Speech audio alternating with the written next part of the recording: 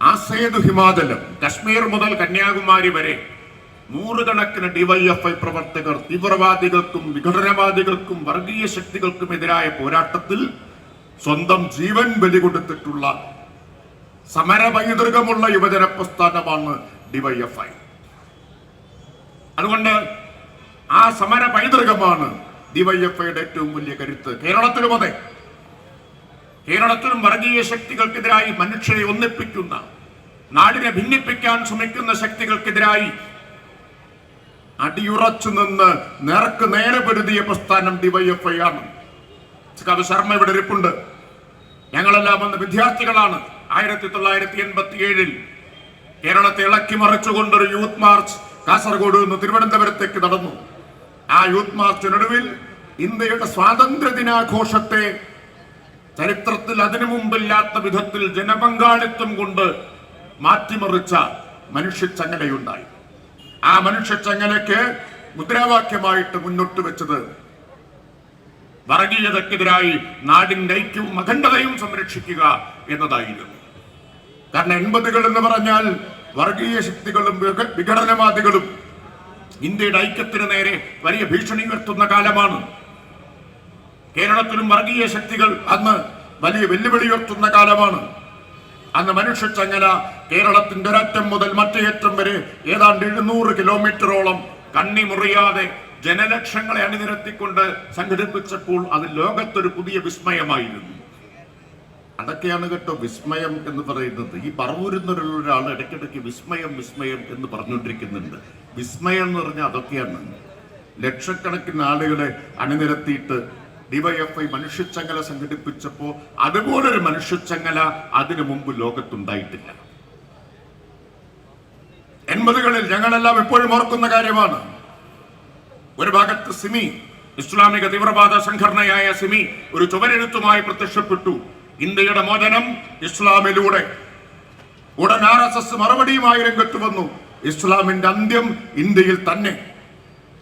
RSSും സിമിയും ഈ നാടിനെ ഭിന്നിപ്പിക്കാൻ, വർഗീയമായി ഭിന്നിപ്പിക്കാൻ കൊലവിളികളുമായി ആയുധങ്ങളുമായി മുഖാമുഖം അണിനിരന്നപ്പോൾ അതിന്റെ നടുവിൽ മതനിരപേക്ഷ കേരളത്തിന്റെ പ്രതിരോധത്തിന്റെ നെടുങ്കോട്ട സൃഷ്ടിച്ച ഡിവൈഎഫ്ഐ ഉയർത്തിയ മുദ്രാവാക്യമുണ്ട്. ആ മുദ്രാവാക്യമാണ് മതമല്ല മതമല്ല മതമല്ല പ്രശ്നം, എരിയുന്ന വയറിലെ തീയാണ് പ്രശ്നം, ഏതോ മതക്കാരൻ എന്നല്ല പ്രശ്നം, എങ്ങനെ ജീവിക്കുമെന്നാണ് പ്രശ്നം. ഞങ്ങളെല്ലാം ആ മുദ്രാവാക്യം ഏറ്റുപിടിച്ച് ഈ പ്രസ്ഥാനത്തിലേക്ക് വിദ്യാർത്ഥികളായിരിക്കുമ്പോൾ കടന്നു വന്നവരാണ്. അത് ഉയർത്തിയ പ്രസ്ഥാനമാണ്. രണ്ടു കൂട്ടരും അങ്ങനെ അവരുടെ മാളങ്ങളിലേക്ക് പിൻവലിയേണ്ടി വന്നു. ലക്ഷക്കണക്കിന് ആളുകളെ അണിനിരത്തി മതനിരപേക്ഷ കേരളത്തിന്റെ കാവലാളുകളായി ഡിവൈഎഫ്ഐ മാറിയത് നമ്മുടെ നാടിന്റെ ചരിത്രമാണ്. അതാണ് ഈ പ്രസ്ഥാനത്തിന്റെ പാരമ്പര്യം. ഇപ്പോ ചിലര് പറയുന്നുണ്ട്, ഇപ്പൊ ചിലര് പറയുന്നുണ്ട്, എന്താ പറയുന്നത്? മതമാണ് മതമാണ് മതമാണ് പ്രശ്നം എന്നാണ്.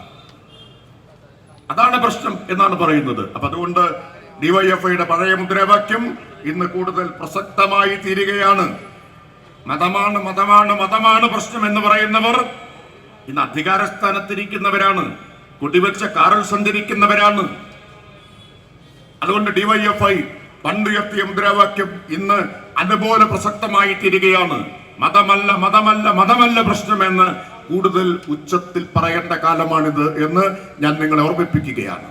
പ്രത്യേകിച്ച് ഇന്ത്യയെ ഒരു മതരാഷ്ട്രമാക്കി മാറ്റുന്നതിന് വേണ്ടി കഴിഞ്ഞൊരു വ്യാഴവട്ടക്കാലമായി അധികാരത്തിലിരിക്കുന്ന നരേന്ദ്രമോദിയുടെ നേതൃത്വത്തിലുള്ള ഗവൺമെന്റ്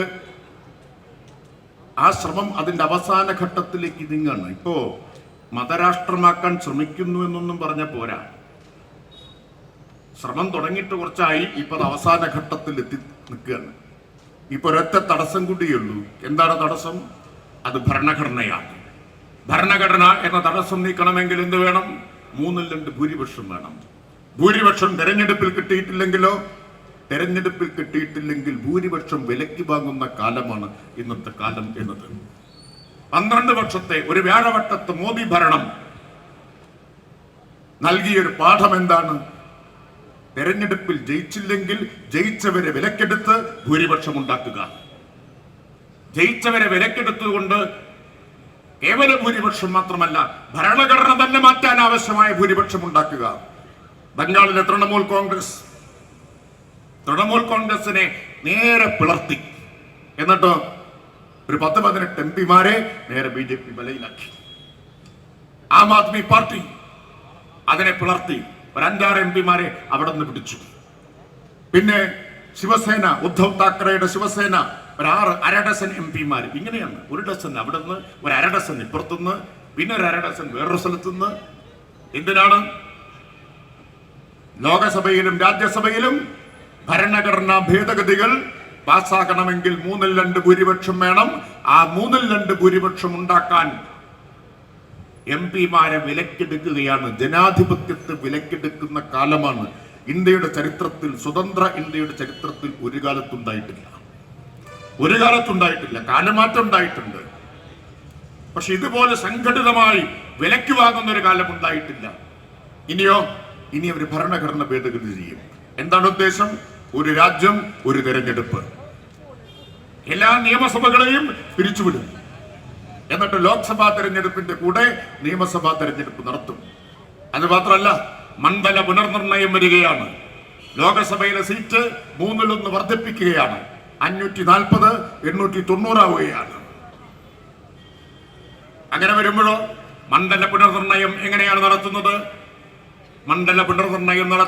BJPക്ക് സ്വാധീനമുള്ള ഉത്തരേന്ത്യൻ സംസ്ഥാനങ്ങളിൽ കൂടുതൽ ലോക്സഭാ സീറ്റുകൾ ഉണ്ടാകുമെന്ന് ഉറപ്പുവരുത്തുന്ന നിലയിലാണ്.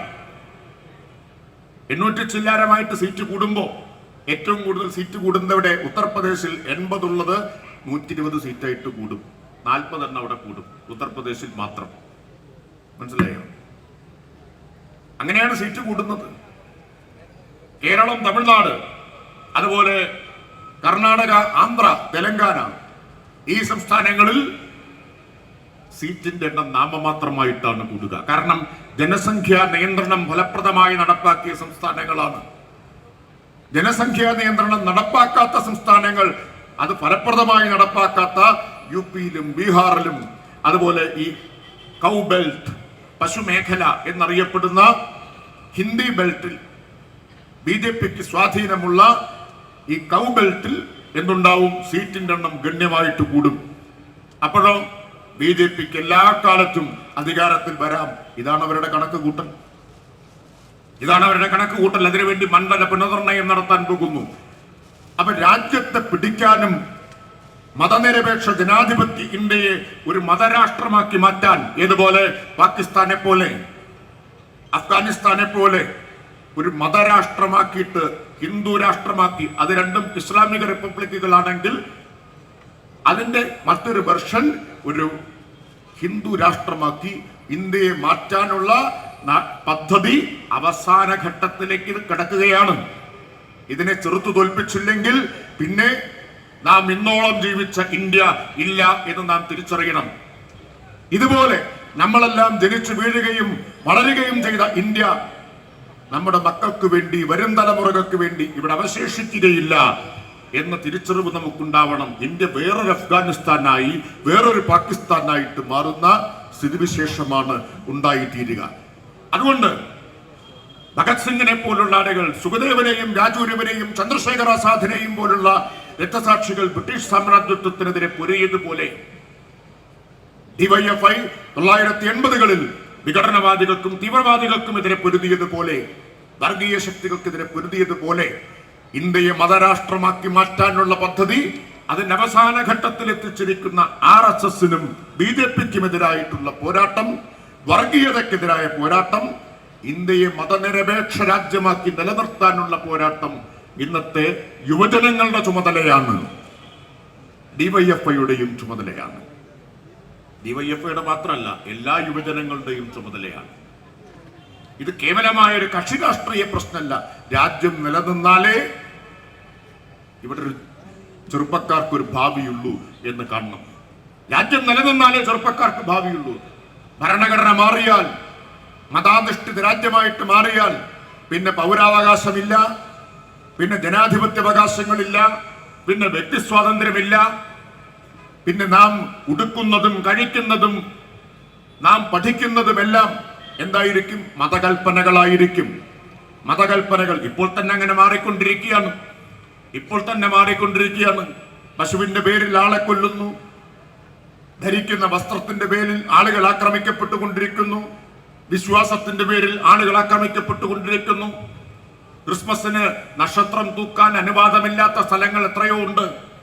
ക്രിസ്ത്യൻ പള്ളികളിൽ പ്രാർത്ഥന നടത്താൻ അനുവാദമില്ലാത്ത സ്ഥലങ്ങൾ ഉത്തരേന്ത്യയിലെ സംസ്ഥാനങ്ങളിലാകെയുണ്ട്. ഈ നിലയിലേക്ക് രാജ്യം ഇപ്പോൾ തന്നെ മാറിക്കഴിഞ്ഞിരിക്കുകയാണ്. ഭരണഘടന കൂടി ഭേദഗതി ചെയ്ത് അട്ടിമറിച്ചു കഴിഞ്ഞാൽ എന്തായിരിക്കും സ്ഥിതി? ന്യൂനപക്ഷങ്ങൾ രണ്ടാം തരം പൗരന്മാരായിട്ട് മാറും. ന്യൂനപക്ഷങ്ങൾ മാത്രമാണോ? അല്ല, ന്യൂനപക്ഷങ്ങൾ മാത്രമല്ല, ഇതിന് കീഴ്പ്പെടാത്ത മുഴുവൻ ആളുകളും രണ്ടാം തരം പൗരന്മാരായിട്ട് മാറും. അതിനെ ചെറുക്കുക എന്നത് ഡിവൈഎഫ്ഐയുടെ ചുമതലയാണ്.